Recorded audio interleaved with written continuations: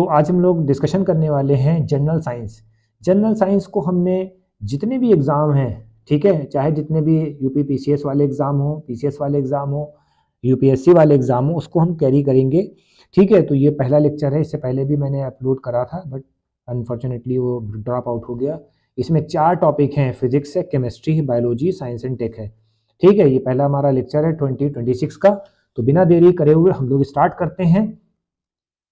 सबसे पहले यूनिट में हम लोग फिजिक्स में लेते हैं। ये सब यूपीएससी के पेपर को कवर करेगा, यूपीएससी के भी पेपर को कवर करेगा। बहुत अच्छा कंटेंट आपको मिलने वाला है। ठीक है, तो सबसे पहले हमें क्या करना होता है, यूनिट एंड मेजरमेंट में आपको सबसे पहले बताया जाएगा कि यूनिट जो होता है डेफिनेट मैग्नीट्यूड को बताते हैं। ठीक है, किसी भी क्वांटिटी की, कोई भी क्वांटिटी है उसका एक मैग्नीट्यूड होता है।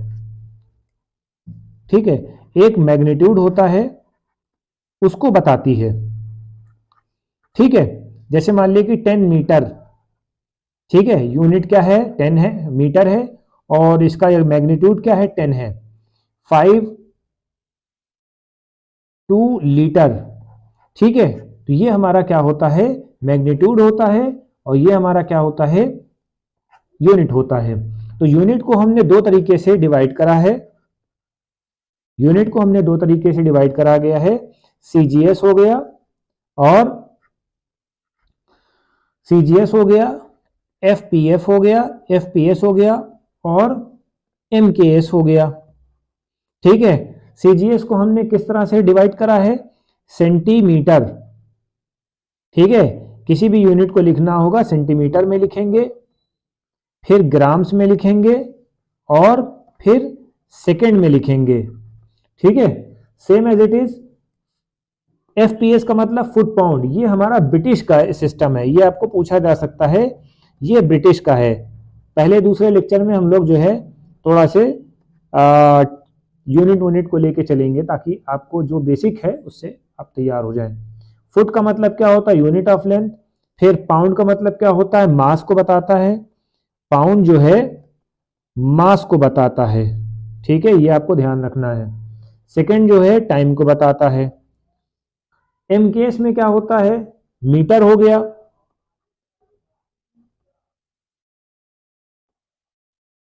किलोग्राम है, सेकंड है। तो ये आपकी यूनिट होती है, यूनिट एंड मेजरमेंट होता है। एसआई यूनिट को रखा गया, क्यों एसआई यूनिट का वैल्यू रखा गया बेटा, एसआई यूनिट जो होता है सिस्टम इंटरनेशनल है। ठीक है, सिस्टम, ठीक है, सिस्टम इंटरनेशनल में क्या होता है कि आप ब्रिटेन में हो, अमेरिका में हो, लंदन में हो, एक ही यूनिट काम करेगी। ठीक है, अब इंडिया में आप हो, आप इंडिया में हो, आपने कहा कि भैया हमें जो है माला चाहिए, एक हाथ माला चाहिए।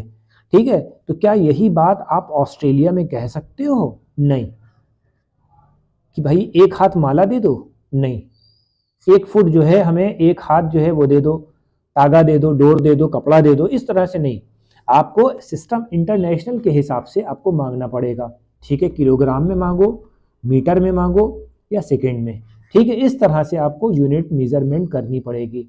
मास को है तो किलोग्राम में, लेंथ है तो मीटर में, टाइम से रिलेटेड है तो सेकंड में। ये हमारा बेसिक फंडामेंटल है जो कि आपको समझना है। ठीक है, अब यूनिट दो तरीके की होती हैं, एक फंडामेंटल क्वांटिटी होती है, एक ड्राइव क्वांटिटी होती है। यूनिट जो है दो तरीके से होती है, फंडामेंटल होती है और ड्राइव्ड होती है।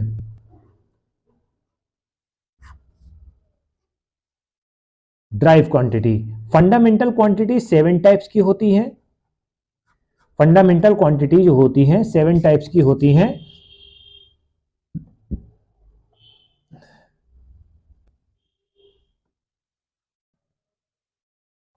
सेवन टाइप्स की होती हैं, जैसे लेंथ हो गया, ठीक है, मास हो गया, टाइम हो गया, टेम्परेचर हो गया, ल्यूमिनस इंटेंसिटी हो गया, इलेक्ट्रिक करंट हो गया। ठीक है, अमाउंट ऑफ सब्सटेंस, ये मोलर वोलर का होता है केमिस्ट्री में, मोलर मास को अमाउंट ऑफ सब्सटेंस हो गया। ठीक है, ये चीज होता है। लेंथ को अगर हमें मेजर करना है तो मीटर से, इसको रिप्रेजेंट करते हैं एम से, मास को केजी से, ठीक है, इसको केजी किलोग्राम है, मास का किलोग्राम हो जाएगा। टाइम हमारा जो है सेकंड है। टेम्परेचर को केल्विन में रिप्रेजेंट करते हैं, ल्यूमिनस इंटेंसिटी को कैंडेला में सीडी, इलेक्ट्रिक करंट को एम्पियर में, ठीक है, और मोल, ठीक है, मोल को मोल में, ठीक है। अब ये हमारी फंडामेंटल क्वांटिटी होती हैं, इससे मिलके जो है अब और क्वांटिटी मिलके बनेगी, इससे जो है और क्वांटिटी मिलके बनेगी। जैसे मान लिए कि स्पीड क्या है, ड्राइव्ड क्वांटिटी है। Speed is equal to distance by time. अब भैया डिस्टेंस कौन सी है, डिस्टेंस किसमें है, मीटर पर सेकेंड, ठीक है, मीटर पर सेकेंड। अब बताइए ये किससे मिलके बनी होती है, फंडामेंटल से मिलके बनी होती है, ठीक है। तो ये इस तरह से क्वेश्चंस कराए जाएंगे। Got it.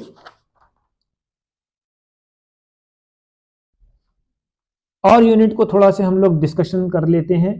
यूनिट को जो चेंजिंग यूनिट होती है वो हम लोग देख लेते हैं, कैंडला में क्या होता है, ठीक है, मिलीमीटर में क्या होता है। अब देख लेते हैं थोड़ा से। 1 मिलीमीटर जो है 10 की पावर 3 मीटर के बराबर होता है। 1 सेंटीमीटर क्या होता है, 10 की पावर -2 मीटर के बराबर होता है। सेंटीमीटर मीटर के बराबर होता है, भाई मीटर बड़ी होती quantity, 1 metre is equal to 100 centimetre होता है, ठीक है। तो ये चीज़ याद रखना। एंगस्ट्रॉम को किससे रिप्रेजेंट करते हैं, एंगस्ट्रॉम को 10 की पावर -10 मीटर से रिप्रेजेंट करते हैं, ये याद रखना। नैनो को 10 की पावर -9 से, नैनो क्या होता है, 10 की पावर -9 से रिप्रेजेंट करते हैं। तो ये आपका एक क्वेश्चन बन गया, ठीक है। अब देखिए बोर्ड में कौन कौन से क्वेश्चन आते हैं। बोर्ड में बिहार पीसीएस में एक क्वेश्चन पूछा गया था, फिजिकल क्वांटिटी आपको बताना है। Which of the following fundamental quantity, fundamental quantity BPSC में पूछा गया है, बीपीएससी में पूछा गया है 66 में फंडामेंटल क्वांटिटी पूछा गया है। फंडामेंटल क्वांटिटी में क्या बताया गया है, फोर्स दिया गया है, वेलोसिटी दी गई है, इलेक्ट्रिक करंट दिया हुआ है और वर्क दिया गया है। ये सब ड्राइव क्वांटिटी है, इलेक्ट्रिक करंट जो है फंडामेंटल क्वांटिटी है। ये बीपीएससी 66 में पूछा गया था, ठीक है। इस तरह से क्वेश्चंस भी आपसे कराए जाएंगे, ठीक है। एस्ट्रोनॉमिकल यूनिट के बारे में आप बताइए। एस्ट्रोनॉमिकल यूनिट 1.4 10 की पावर -11 है, 10 की पावर 11 मीटर है, ये आपको याद रखना पड़ेगा, ठीक है। लाइट ईयर अगर वो लोग कहेंगे तो लाइट ईयर क्या होती है, 9.46 10 की पावर 15 मीटर, ये याद रखना। तो ये सब चीज़ें क्वेश्चंस में आते हैं, आपको ध्यान रखना पड़ेगा। यूनिट ऑफ पावर ये आपको होमवर्क में बताना है। यूनिट ऑफ पावर क्या है, वॉट है, ठीक है।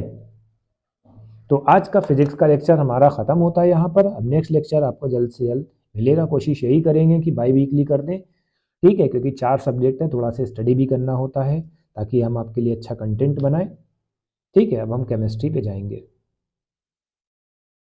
तो केमिस्ट्री में सब लोग सबसे पहला जो हमारा टॉपिक होगा, ठीक है, सबसे पहले जो हमारा टॉपिक होगा केमिस्ट्री में एटॉमिक स्ट्रक्चर।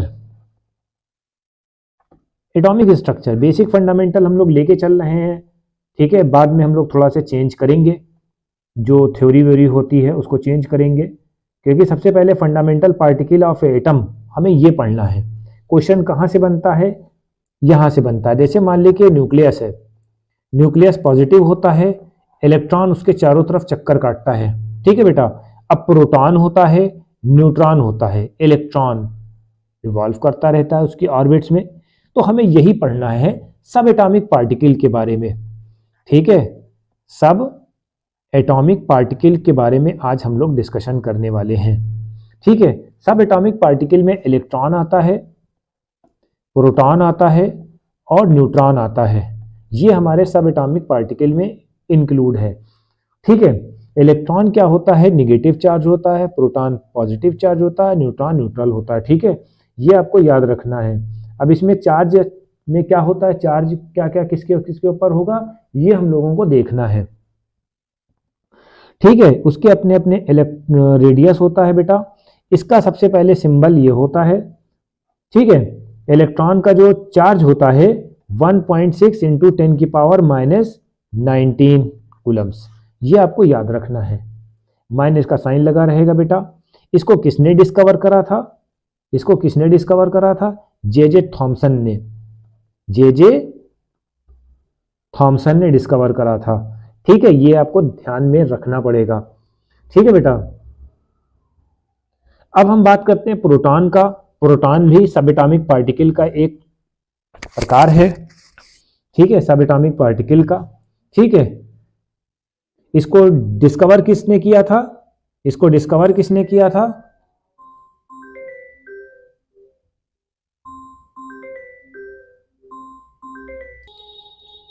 तो ये चीज आपकी हो गई है। अब प्रोटॉन के बारे में हमने आपको बता दिया। प्रोटॉन पे चार्ज क्या होता है, यही वाला चार्ज होता है, बट इट इज पॉजिटिव, 10 की पावर -19। ठीक है, और वेट कितना होता है, 10 की पावर, वेट अगर बात करते हैं 1.67 इंटू 10 की पावर -27 kg। ठीक है, तो ये सब वेट होता है इनका, ये याद रखना, गोल्डस्टीन ने खोज करी थी। ठीक है बेटा, ये आपको याद रखना है। इसको रिप्रेजेंट कैसे करते हैं, P+ है। ठीक है, अब न्यूट्रॉन के बारे में बात करते हैं। न्यूट्रॉन के बारे में हम थोड़ा सा बात कर लेते हैं। न्यूट्रॉन न्यूट्रल होता है बेटा। इसको हमने किसने खोज करा था, चैडविक ने। ठीक है बेटा, चैडविक। ठीक है, न्यूट्रॉन को चैडविक ने खोजा था, प्रोटॉन को गोल्डस्टीन ने खोजा था, और इलेक्ट्रॉन को जे थॉमसन ने। तो ये हमारा थोड़ा सा एक ब्रीफ डिस्कशन हुआ। ठीक है, किसको, एटॉमिक स्ट्रक्चर के ऊपर लेकर। ठीक है, अब हम जो क्वेश्चन सॉल्व करने वाले हैं, एटॉमिक नंबर क्या होता है। ठीक है, क्वेश्चन कैसे सॉल्व होगा, किस तरह से होता है, जो बेसिक फंडामेंटल्स होते हैं वो हम लोग समझ लेते हैं, ताकि नेक्स्ट वीडियो से आपका थोड़ा से जो बेसिक क्वेश्चंस होते हैं उससे रिलेटेड जो क्वेश्चन आते हैं वो हम करा दें। ठीक है, एटॉमिक नंबर क्या होता है, Z से रिप्रेजेंट करते हैं एटॉमिक नंबर। मास नंबर को हम A से रिप्रेजेंट करते हैं, मास नंबर A से रिप्रेजेंट होता है। ठीक है, ये आपको याद रखना है। ठीक, एटॉमिक नंबर जो होता है इलेक्ट्रॉन और प्रोटॉन के सम के बराबर होता है, यानी कि इलेक्ट्रॉन का वेट, प्रोटॉन का, और एटॉमिक नंबर ये सब सेम होता है। ठीक है, मास नंबर जो होता है प्रोटॉन और प्लस न्यूट्रॉन, जब क्वेश्चन न्यूमेरिकल में देते हैं तो इस तरह से आपको करना पड़ेगा, ये प्रोटॉन है न्यूट्रॉन, इन दोनों का सम करके हम मास नंबर निकाल सकते हैं। ये आपको याद रखना है बेटा।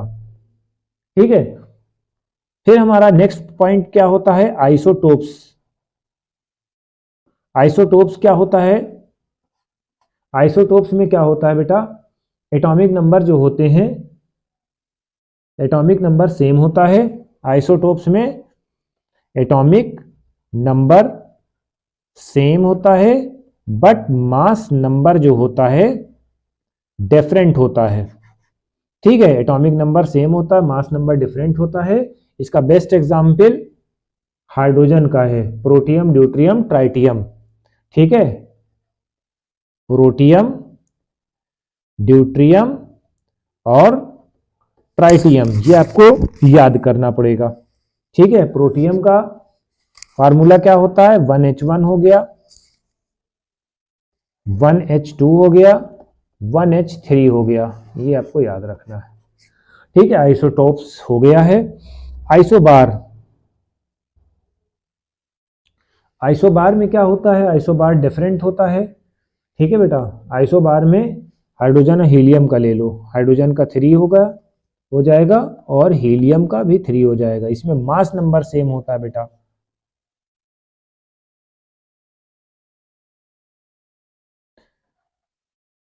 मास नंबर सेम होता है, इसको हम आइसोबार बोलते हैं। ठीक है, तो ये पॉइंट आपको याद रखना है।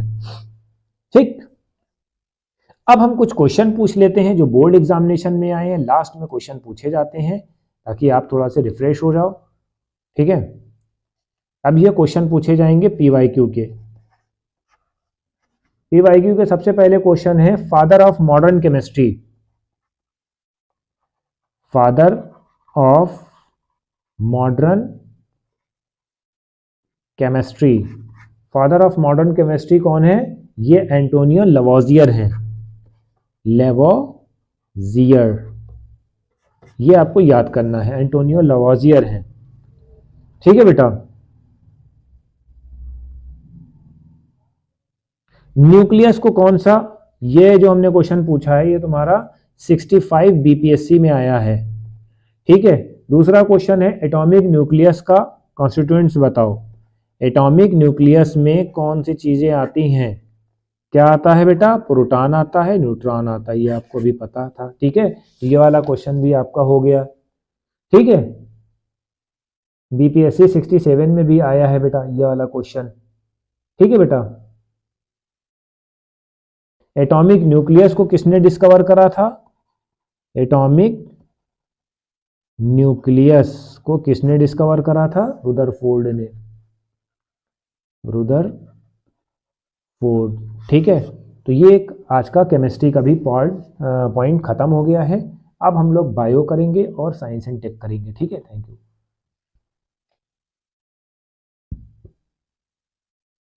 तो आज हम लोग बायोलॉजी में बात करेंगे। तो बायोलॉजी में आपको पता ही होगा, तो बायोलॉजी में सबसे पहले जो टॉपिक स्टार्ट किया जाता है ब्रांचेस, आपको बात करनी होगी ब्रांचेस पे।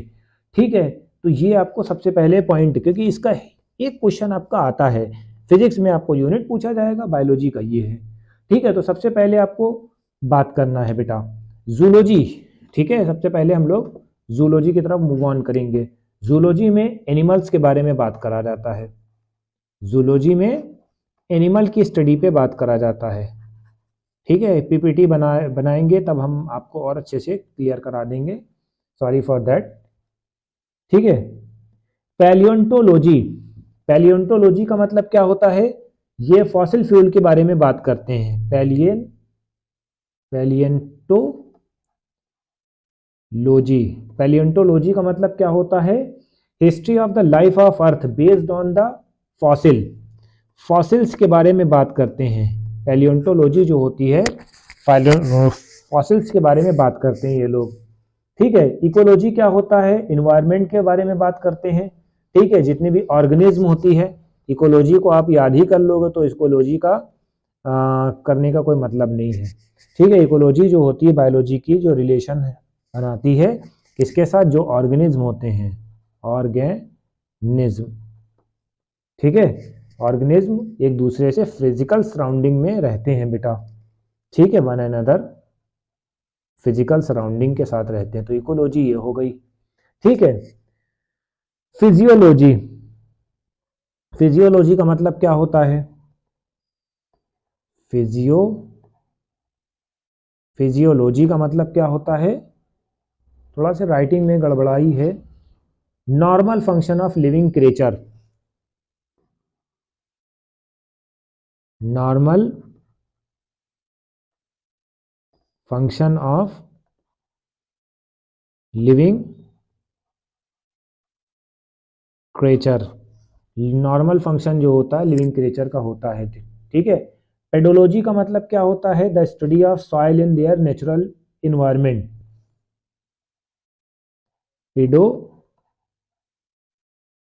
पेडोलॉजी का मतलब क्या होता है? Study of soil, study of soil in their natural environment, natural environment, ये आपको याद करना पड़ेगा। तो हमने क्या सीखा? जूलॉजी के बारे में, एनिमल के बारे में। ठीक है, जूलॉजी क्या होती है? जो ब्रांच होती है, एनिमल के बारे में डिस्कशन होता है। पैलियोंटोलॉजी क्या होता है? फॉसिल फ्यूल के बारे में। इकोलॉजी, ऑर्गेनिज्म एक दूसरे से इंटरेक्ट करते हैं। फिजियोलॉजी की क्या होती है? Normal function of creatures. ठीक है, फिर पेडोलॉजी क्या होती है? ये। ठीक है, इडेफोलॉजी, अब हम बात करेंगे नेक्स्ट टॉपिक में, इडोफोलॉजी।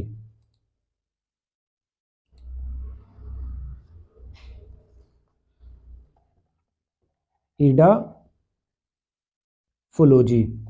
इडेफोलॉजी का मतलब क्या होता है? ये क्या होता है? Influence of soil, influence of soil, ठीक है, पर्टिकुलर प्लांट के लिए, पर्टिकुलर प्लांट के लिए, ठीक है। तो ये आपको याद रखना है, ठीक है, ये आपको याद रखना है। अब गेरेंटोलॉजी का मतलब क्या होता है?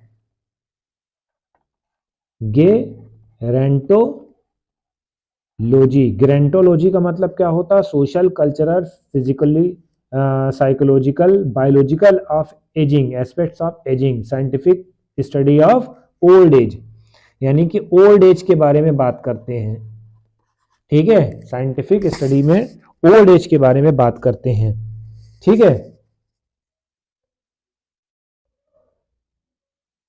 इथोलॉजी का मतलब क्या होता है? इथोलॉजी का मतलब क्या होता है? साइंटिफिक स्टडी होती है non human animal, non human animal के बिहेवियर पे, एनिमल बिहेवियर पे डिस्कशन होता है, ठीक है। ये आपको याद रखना है बेटा, ठीक है। बायोनोमी का मतलब क्या होता है? Branch of biology with law of life,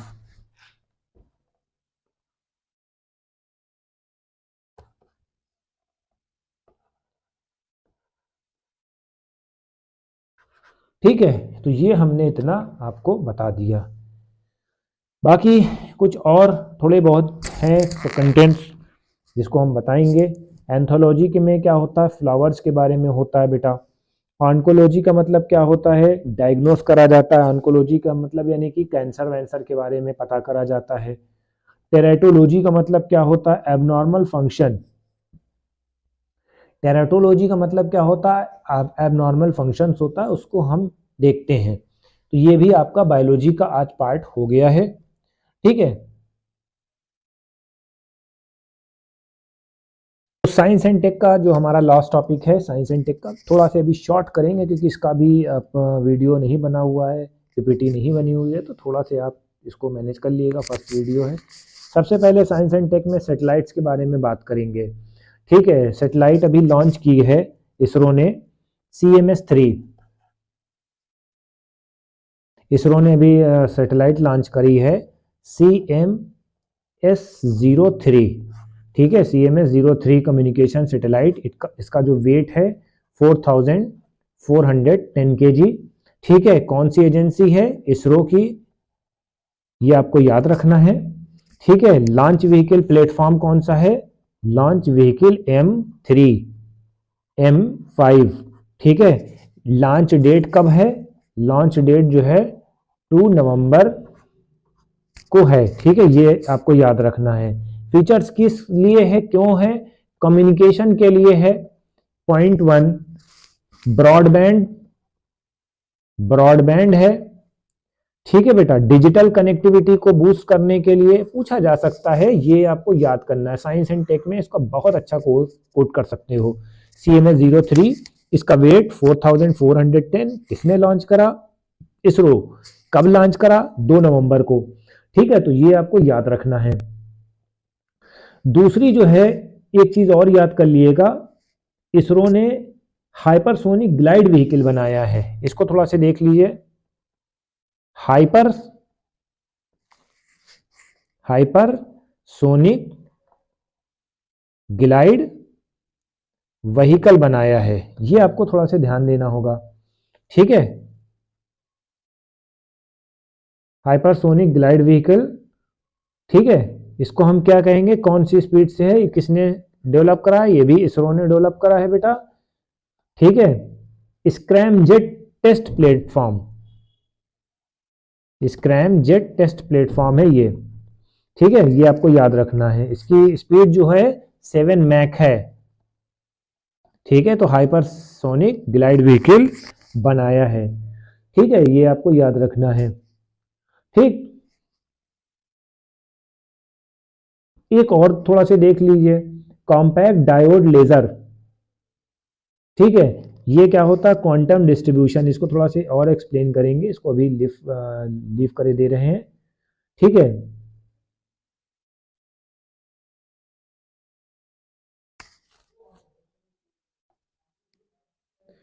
ocean set, ocean set आप देख लो, एक पॉइंट है, लास्ट है।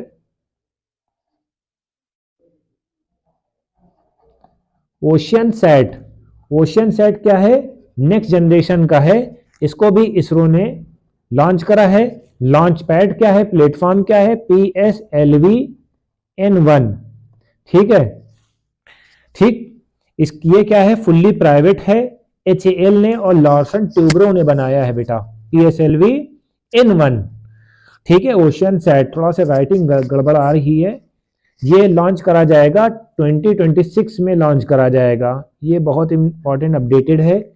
ठीक है, अब इसका मकसद क्या है, फीचर्स क्या है, टेम्परेचर को देखने के लिए, सी सरफेस को, मरीन इकोसिस्टम को मॉनिटर करने के लिए, मेरीन इकोसिस्टम को मॉनिटर करने के, मेरीन से रिलेटेड कोई भी क्वेश्चन आए तो मेंस में कोट कर देना।